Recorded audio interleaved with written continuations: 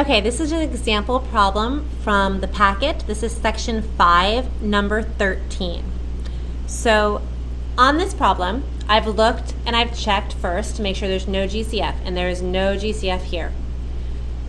And my A, unfortunately, is not 1. So this makes this one a little bit more challenging, but still the same process that we did when A was 1, right? This is the coefficient here.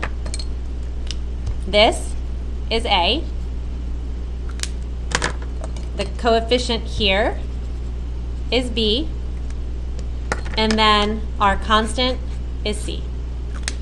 So what we're looking for is two numbers that multiply to be A times C. So in this case, A times C is negative 300, and add up to be B, and B is 13. So I'm still looking for two numbers that multiply to be A times C, or negative 300, right? 10 times negative 30. And add up to be B, which is 13. Now, negative 300 is kind of a big number. I'm going to use my calculator. I'm going to go to y equals.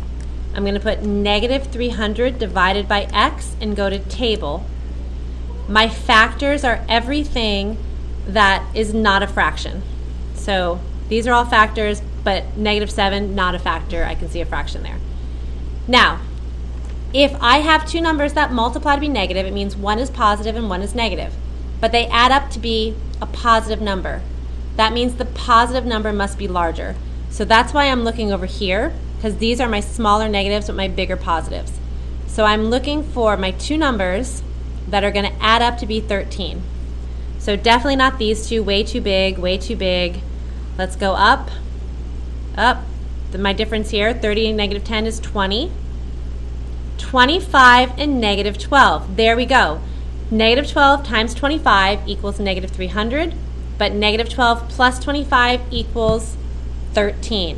Those are my two numbers. I am going to break B up. So what I'm going to do is say, okay, instead of calling this 13, I am going to say, all right, I have 10x squared plus 25x minus 12x minus 30. So I have broken my B into these two numbers because they are the same. 25x minus 12x is the same thing as 13x. And again, I got the 25 and 12 by two numbers that multiply to be A times C and add up to be B. These multiply to be negative 300 and add up to be 13. So I'm splitting up my B. I'm making this into 4 terms because I'm going to use grouping. So remember we did grouping earlier when we had 4 terms. Now I've just split my trinomial, right, into 4 different terms. So grouping. Grouping means that I'm going to go through and look at just the first 2. So I'm grouping them into groups of 2. I'm looking at these 2 for a GCF. I can see that I can do a 5 and also an x. So coefficient wise, I can take out a 5, that's my GCF, and my variables, I have an x. So I have a 5x, 10x squared divided by 5x is 2x, 25x divided by 5 is 5. All right, now I need to look at the second pair. So what I have here is negative 12x minus 30. I'm going to actually write it over here so you can see what I'm doing a little more clear. So I'm putting parentheses around these second terms. I know my GCF has to be negative because the first term is negative. And between 12 and 30, my biggest number that goes into both is 6. And then I don't have any variable part that I can do because this has an x, but that does not. So I'm dividing both by negative 6. When I do that, I get negative 12x divided by negative 6 is positive 2x. Negative 30 divided by negative 6 is plus 5. And this should start looking familiar, right? I've got the same thing here, the same thing here. So now this 2x plus 5 is in parentheses, and my second set of parentheses are these two numbers. What's left? 5x minus 6. And that is my answer. Let's do one more of these. Let's try number 15. So again, this is section 5. number 15. So we have 2n squared plus 9n minus 5. So again, this is my A, 2 is my A, 9 is my B, negative 5 is C.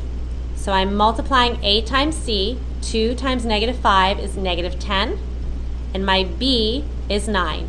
And I'm looking for two numbers that multiply to be negative 10 and add up to be 9. So maybe you can kind of do it in your head without your calculator, but you could always use your calculator, the y equals. But I can see here that to get negative 10, one has to be positive, one has to be negative. So 10 times negative 1 equals negative 10. 10 plus negative 1 equals 9. 10 and negative 1. And again, what I'm doing here is I'm going to split up this middle term. So I've got 2n squared, but now instead of 9n, I'm going to call it plus 10n minus 1n. Right? Because these are the same thing. 9n is 10n minus 1n. So now we start looking at grouping. Let's look at our first two. So we're just trying to find a GCF for the first two, just this part right there. I can see they both have an n, and I also can divide by 2. So my GCF is 2n. That means everything gets divided by 2n. Same, I can cross out. 2n, n squared divided by n, 10 divided by 2. That's my first. That's just that first two terms where the GCF pulled out is that. And again, I think it's easier to not be so crowded. So my second two terms are negative 1n minus 5. I know that when the first term is negative, I have to at least say, okay, my GCF is negative. They don't both have an n, and there's nothing else I can pull out. So it's just going to be negative 1. I'm dividing everything by negative 1. So negative 1, negative 1n divided by negative 1 is n. Negative 5 divided by negative 1 is positive 5. Again, I have the same thing here, same thing here. So I rewrite that, n plus 5, and my second set of parentheses, it's what's left, 2n minus 1. And that is that one factored out. And that is with grouping.